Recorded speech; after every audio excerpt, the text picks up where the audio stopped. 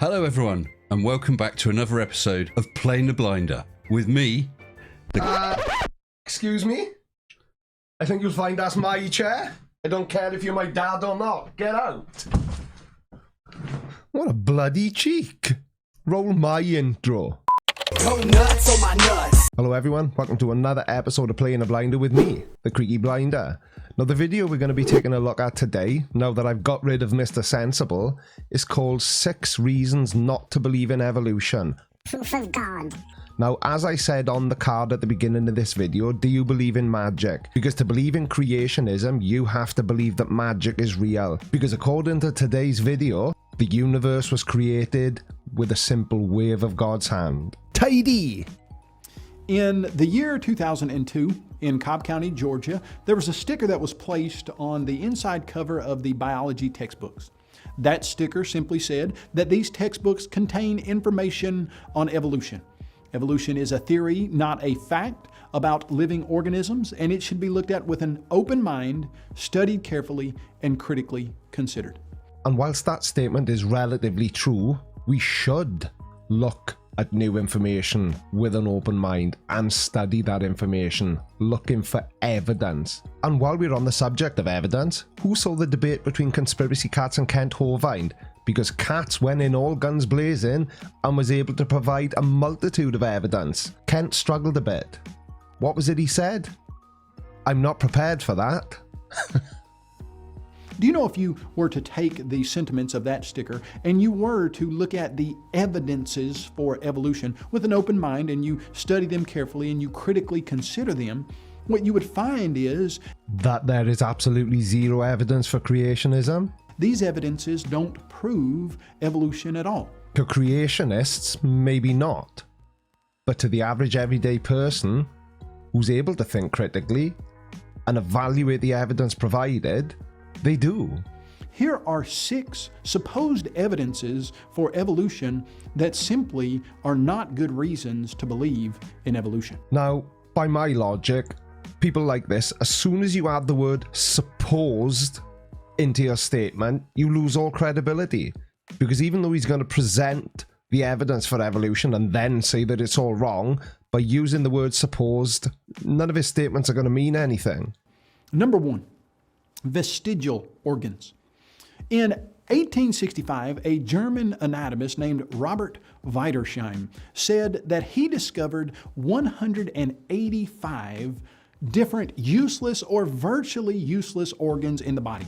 And he said this was evidence of evolution. In fact, the argument goes that if humans evolved, then they would have had at one time organs that an animal would have used in a certain way, but would no longer be used in that way in the human body, and those organs would begin to atrophy and start to be useless. Useless parts of the human anatomy. Do you mean things like the coccyx? Or the tailbone? Why have we got one? I've not got a tail. Have you? Maybe God's just got a funny sense of humour and he gave us a tailbone just for the giggles. Because it couldn't possibly be that it's a leftover from our ancestors from millions of years ago, could it?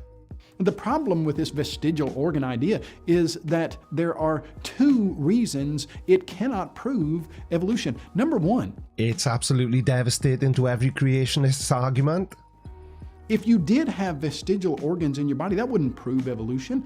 You see, evolution has to go from a single-celled organism to a human, and you don't need organs that are decaying and atrophying. You need evolution to produce new organs. And evolution does a very good job of producing new variations of mankind. That's why it's called evolution, because we evolve. But unfortunately, sometimes there are little bits of the old us left behind. For example, wisdom teeth. Why have we got them? Because we certainly don't need them, and all they do is cause problems. We should find wings that are almost ready to allow organisms to fly that can't yet fly. And we do. But this process takes millions of years to be achieved. And like every other creationist, you're expecting it to happen like that. We should see things adding information, not losing genetic information. But what if adding to the genetic code of a particular creature causes that creature to lose something that it no longer needs? For example, us still having a tailbone or coccyx, but no longer having tails. And before any smart asses point it out in the comment section, I know that nobody has ever said that human beings used to have tails, but we somehow have the leftovers of a tailbone, so I'm just basing it on that. And the second problem with the vestigial organ argument is that 185 list of vestigial organs, it began to dwindle very rapidly when we started looking more closely into them, and it became 180 and then 175, and then do you know, as we look more into the body, we realize that those vestigial organs were very useful. So would that have meant that our idea of organs which were no longer useful evolved?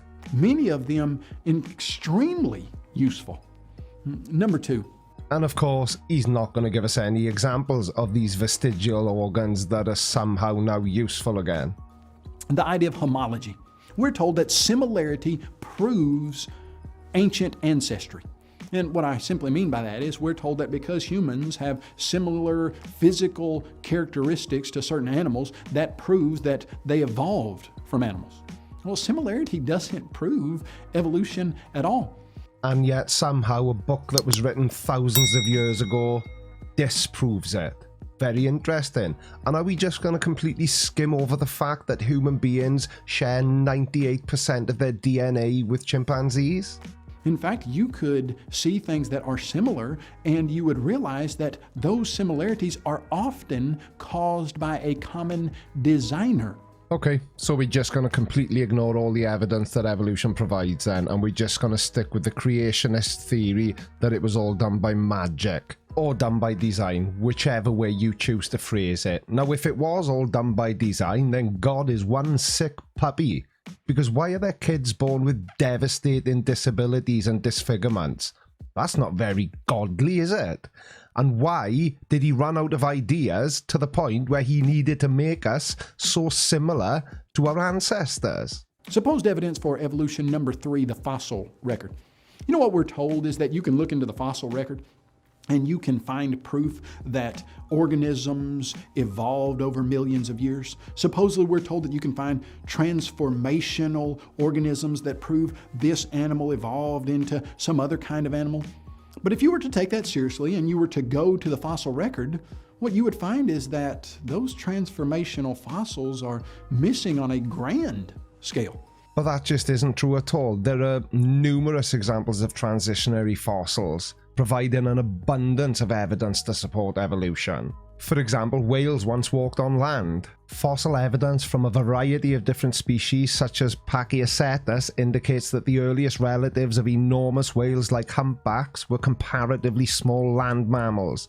They were discovered in Pakistan and are believed to have lived around 50 million years ago.